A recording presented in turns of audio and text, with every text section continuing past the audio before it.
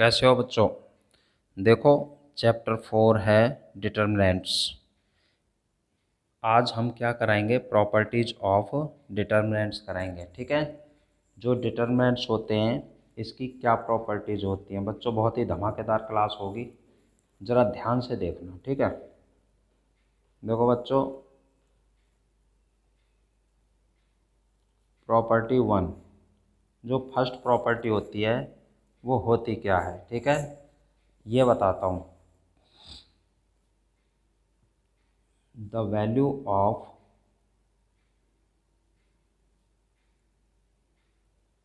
determinant remains unchanged if its rows and columns are interchanged। अगर बच्चों किसी भी डिटर्मिनेंट के रॉज और कॉलम इंटरचेंज कर देते हैं तो उस डिटर्मिनेंट की वैल्यू चेंज नहीं होती। ठीक है, अब देखो इसको प्रूव करके बताता हूँ। दैट इज, अगर मान लो कोई डिटर्मिनेंट है 2517, अभी देखो इसकी वैल्यू क्या आएगी, 27 माइनस 2 की 7 से मल्टीप्लाई माइनस 5 की 1 से 14 माइनस 5। ठीक है, 2 7 जा 14, 5 1 जा 5, 14 में से 5 गया तो बच्चों 9 बच गया। ठीक है, अब देखो इफ़ यदि इसके रॉज एंड कॉलम इंटरचेंज कर दें, देखो फर्स्ट रो को फर्स्ट कॉलम और सेकंड रो को सेकंड कॉलम बना दिया। देखो अब फिर से इसको सॉल्व करते हैं। 2 इंटू 7 माइनस 1 इंटू 5, तो देखो ये हो गया 14 और माइनस 5 कितना आया बच्चों, 9। तो देखो वैल्यू चेंज नहीं हुई ना, यही है फर्स्ट प्रॉपर्टी। देखो फर्स्ट एग्जांपल एक और समझ लो। सेकंड, अगर हम 3 ऑर्डर में लेते हैं तो जैसे 2 3 1 3 0 5 4 2 0, जैसे मान लो ये कोई डिटर्मिनेंट है। ठीक है, अभी हम इसकी वैल्यू निकालते हैं एक्सपेंडिंग अलोंग R1 के अलोंग एक्सपेंड कर रहा हूँ बच्चों। 2 ये हो जाएगा 0 माइनस 5 2 जा 10 माइनस 3 ये हो जाएगा 0 माइनस 2 1 जा 2, और देखिए प्लस 4 ये हो जाएगा 3 5 जा 15 और माइनस 0।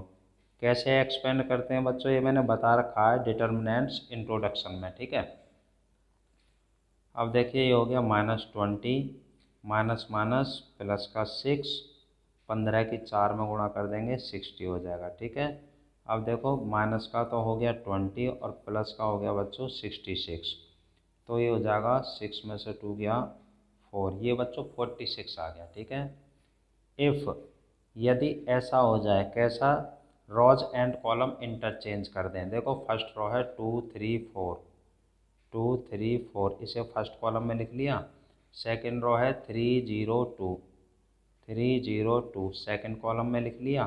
थर्ड रो है 1 5 0 1 5 0, इसे थर्ड कॉलम में लिख लिया। अब देखो बच्चों फिर इसकी वैल्यू निकालता हूँ एक्सपेंडिंग अलोंग R1।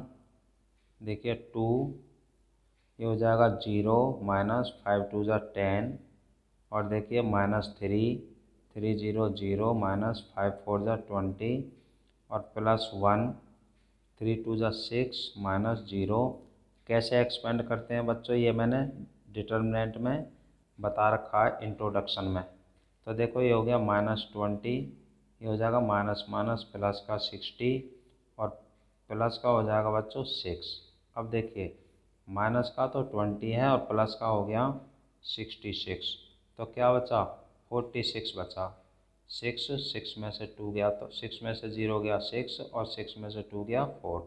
देखो इस वैल्यू को देखो और इस वैल्यू को, तो डिटर्मिनेंट की वैल्यू अनचेंज्ड होती है, यानी चेंज नहीं होती यदि हम डिटर्मिनेंट के रॉज एंड कॉलम्स इंटरचेंज कर दें तो। ठीक है बच्चों, सेकंड प्रॉपर्टी क्या है इसकी, सेकंड प्रॉपर्टी होती है if any two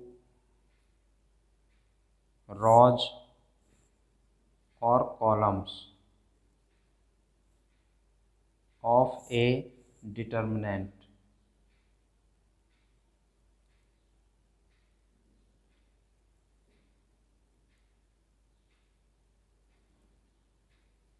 if any two rows or columns of a determinant। ठीक है, इसको दोबारा लिख देता हूँ, MINANT। ठीक है बच्चों, आर इंटरचेंज्ड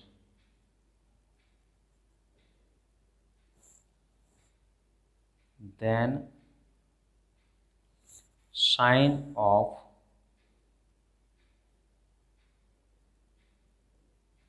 determinant changes। मैंने बोला बच्चों, इफ एनी टू rows और columns of a determinant are interchanged then sign of determinant changes। यदि किसी डिटर्मिनेंट के कोई भी टू रॉज या कॉलम्स इंटरचेंज कर दें तो उसका डिटर्मिनेंट का साइन चेंज हो जाता है।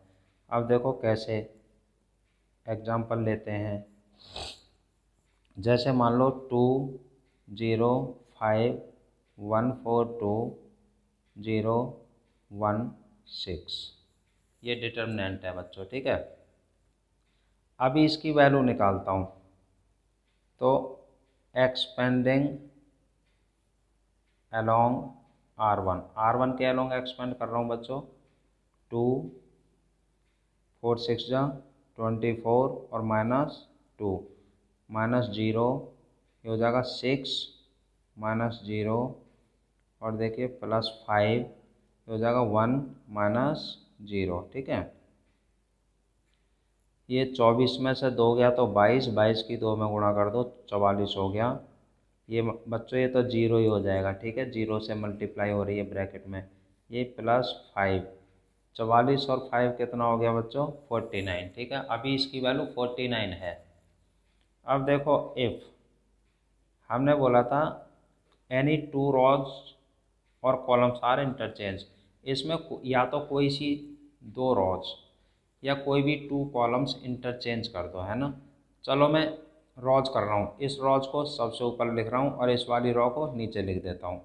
0 1 6 और ये हो गया 2 0 5। ठीक है, और बीच में जो है वही रॉ है।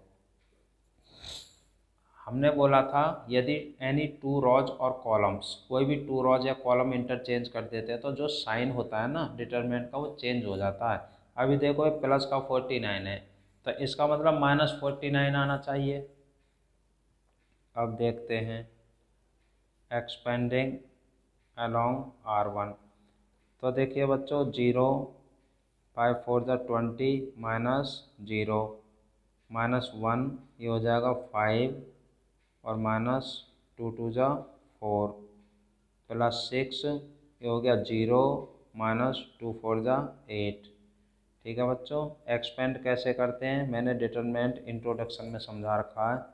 ये तो 0 हो गया बच्चों, 5 में से 4 गया तो 1 और 1 प्लस का बच रहा है बच्चों। ठीक है, बाहर माइनस है तो -1 हो जाएगा। 8 6 48 माइनस प्लस माइनस का 48। ठीक है, अब देखिए -48 और -1 तो क्या आ गया माइनस का 49 आ गया। अब इसको देखो और इसको देखो, साइन चेंज हो गया ना। ये क्या है पॉजिटिव और ये क्या है नेगेटिव।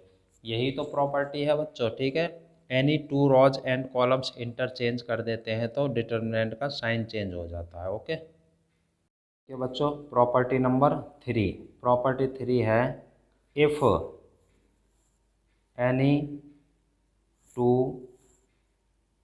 रॉज और columns of a determinant are identical. Identical का मतलब होता है बच्चों एक जैसे। ठीक है, यानी इसका मतलब होता है कि जो भी करस्पॉन्डिंग एलिमेंट्स होते हैं वो एक जैसे होते हैं। लिख देता हूँ all corresponding elements are same, ठीक है। Then value of determinant is 0, यानी कहने का मतलब है बच्चों, एनी टू रॉज और कॉलम्स, यदि कोई भी टू रॉज या कोई भी टू कॉलम्स आइडेंटिकल होते हैं, आइडेंटिकल मतलब एक जैसे, तो उस डिटर्मिनेंट की वैल्यू 0 हो जाती है, ठीक है। दैट इज, देखिए अगर कोई डिटर्मिनेंट है 2 5 7 1 3 4 2 5 7, अब देखो इस कॉलम को देखो और इस कॉलम को देखो, फर्स्ट कॉलम और थर्ड कॉलम आइडेंटिकल हैं। आइडेंटिकल मतलब जो करस्पॉन्डिंग एलिमेंट्स हैं वो सेम हैं, ठीक है। तो ये फर्स्ट कॉलम और थर्ड कॉलम इसमें आइडेंटिकल हैं। कोई भी टू कॉलम्स भी हो सकते हैं, कोई भी टू रॉज भी हो सकते हैं। तो बच्चों इस डिटर्मिनेंट की जो वैल्यू है वो 0 होनी चाहिए। अब देखते हैं सॉल्व करके। एक्सपेंडिंग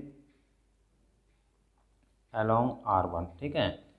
अब देखिए R1 के अलोंग कर दो 2 3 7 जा 21 -4 5 जा 20 और -1, इसकी इसमें मल्टीप्लाई कर दो 35 -7 पंजे 35 और देखिए +2 5 4 जा 20 -7 3 जा 21। अब देखिए 21 में से 20 गया तो 1 की 2 में मल्टीप्लाई करेंगे 2, 35 से 35 माइनस जाएगा 0 की इसमें ये 0 हो गया। यहाँ बच्चों -1 बचेगा, -1 की 2 में मल्टीप्लाई करेंगे -2 आ गया। अब ये आ गया 2 -2 तो इक्वल टू क्या आ गया, 0 आ गया बच्चों। यही तो प्रॉपर्टी है बच्चों, कोई भी टू रॉज या कॉलम्स आइडेंटिकल होते हैं, आइडेंटिकल मतलब एक जैसे, तो उस डिटर्मिनेंट की वैल्यू क्या होती है, 0 होती है। तो देखो इसमें ये दोनों कॉलम आइडेंटिकल हैं एक जैसे, तो 0 हो गई। ऐसे ही कोई भी टू रॉज भी हो सकती हैं, ठीक है, तब भी 0 होगी। देखो करके दिखाता हूँ। सेकंड एग्जांपल, इसे फर्स्ट एग्जांपल मान लेते हैं। जैसे मान लो 1 5 7 2 3 4 1 5 7, मैंने R1 फर्स्ट रॉ और R2 इन वो R3 इनको आइडेंटिकल ले लिया एक जैसा बच्चों, ठीक है। अब देखो इसका एक्सपेंड करता हूँ ज़रा R1 के लो आर, देखिए ये हो जाएगा 21 -5 4 जा 20 और -5 2 7 जा 14 माइनस ये हो गया 4 1 जा 4 और देखिए +7 2 5 जा 10 -3 1 जा 3। देखिए 1 5 7 1 5 7 है ना, 2 3 4। एक बार और देख लो, R1 के अलोंग कर रहे हैं हम, R1 ये है, तो देखो 3 7 जा 21 और -5 4 जा 20। अब देखिए ये आ जाएगा -5 2 7 जा 14 और -4, ठीक है। और ये 7 हो गया, ये हो जाएगा 2 5 जा 10 -3। अब देखो बच्चों 21 में से 20 गया 1, 14 में से 4 गया तो 10 की 5 में मल्टीप्लाई करो 50 और 7 में 10 में से 3 गया 7 की 7 में मल्टीप्लाई करो 49। अब देखिए प्लस का 1 और 49, प्लस का 50 और माइनस का 50 क्या आ गया, 0 आ गया ना। तो ये प्रॉपर्टी बच्चों प्रूव हो गई, ठीक है। प्रॉपर्टी नंबर 4, प्रॉपर्टी 4 क्या होती है, ये होती है if each element of a row or a column of a determinant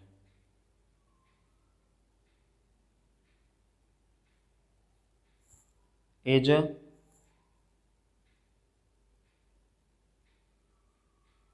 multiplied by a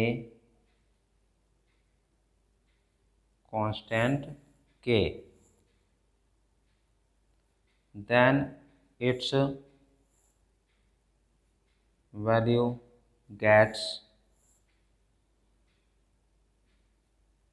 multiplied by से सेम कांस्टेंट, ठीक है, के लिख दिया, ठीक है बच्चों।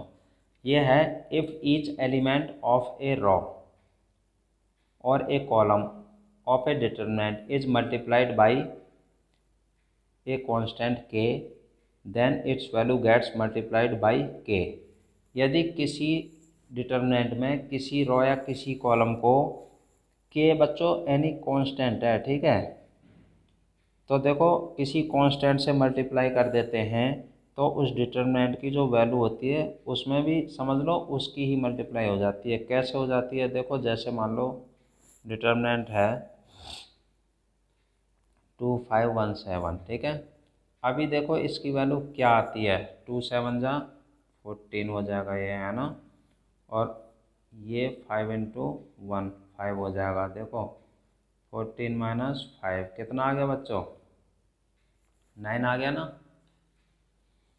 अब देखो इफ यदि किसी रो में या किसी कॉलम में के कोई भी कांस्टेंट है ना, उससे मल्टीप्लाई कर दो। चलो मैं फर्स्ट कॉलम में 5 से मल्टीप्लाई करता हूँ, 5 2 जा 10 और 5 5 जा 25, ठीक है। यानी हमने के की वैल्यू कांस्टेंट की वैल्यू क्या ले ली, 5, ठीक है। यानी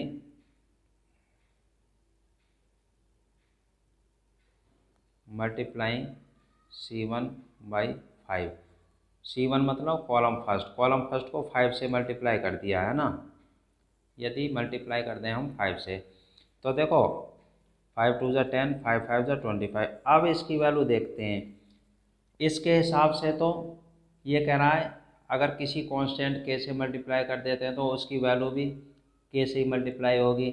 इसका मतलब ये हो गया, जैसे मान लो अभी इसकी वैल्यू 9 है, हमने एक कॉलम को 5 से मल्टीप्लाई कर दिया, इसका मतलब इसमें भी 5 से मल्टीप्लाई हो जाएगी। इसका मतलब ये हुआ हमारा आंसर 49 आना चाहिए, 9 5 जा 49। अब देखते हैं 10 × 7 -25 × 1, तो देखो 70 - 25, इसको माइनस कर दो, कैरी लेके 10 में से 5 गया 5 और यहाँ 6 बचा, 6 में से 2 गया 4। देखो बच्चों ऐसा ही हुआ है ना। अब देखो 45 को देखो 9 × 5 हो रहा है कि नहीं हो रहा है। तो यदि किसी डिटरमिनेंट के किसी रो या कॉलम में किसी कांस्टेंट से किसी भी संख्या से नंबर से मल्टीप्लाई करते हैं तो उसकी जो वैल्यू होती है उसमें भी उतने की ही मल्टीप्लाई हो जाती है, ठीक है। अब देखो बच्चों प्रॉपर्टी नंबर 5 है, ये है क्या होती है, if sum of all elements of a row or a column of a determinant are expressed as sum of two or more terms, then the determinant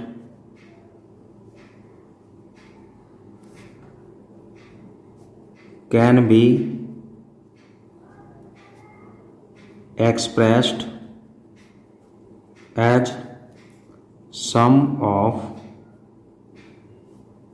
two or more determinant। ये है बच्चों property, ठीक है। If sum of all elements of a row or a column of a determinant are expressed as sum of two or more terms, then the determinant can be expressed as sum of two or more determinants। जैसे बच्चों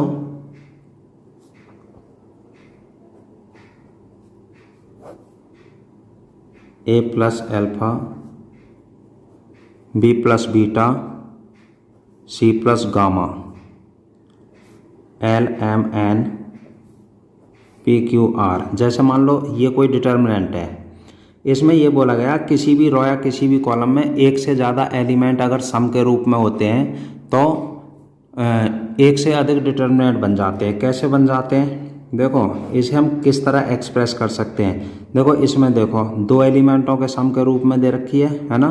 तो पहले first element लिख लेंगे और इसके साथ L M N P Q R लिख लिए। अब देखो प्लस, अब सेकंड एलिमेंटों को लिख लो अल्फा बीटा गामा, इसके साथ भी L M N P Q R, R1 R2 और R3 दोनों लिख दिए। ठीक है, तो ये बताया गया बच्चों। ठीक है, तो देखो ये दो एलिमेंट के सम के रूप में है ना, तो दो डिटर्मिनेंट बन गए ना। तीन एलिमेंट के सम के रूप में होता तो तीन डिटर्मिनेंट बन जाते। ठीक है, अगर यहाँ प्लस में तीसरा एलिमेंट और होता तो उसके साथ में जो थर्ड वाले एलिमेंट होते हैं ना, उनके साथ में R2 और R3 को लिख के थर्ड डिटर्मिनेंट बन जाता। ठीक है, ये इसमें लिखने का तरीका बताया गया। ठीक है बच्चों, तो बच्चों प्रॉपर्टी 6 क्या है, if all elements of a row or a column of a determinant are 0, then value of determinant becomes 0। किसी भी डिटर्मिनेंट के किसी एक रो के या एक कॉलम के सारे एलिमेंट 0 होते हैं तो बच्चों उसकी वैल्यू 0 होती है। ठीक है, दैट इज जैसे मान लो 2 3 5 0 0 0 1 4 6 किसी भी रो में या किसी भी कॉलम में हो सकता है। ठीक है, तो हमने R2 में सारे एलिमेंट 0 ले लिए।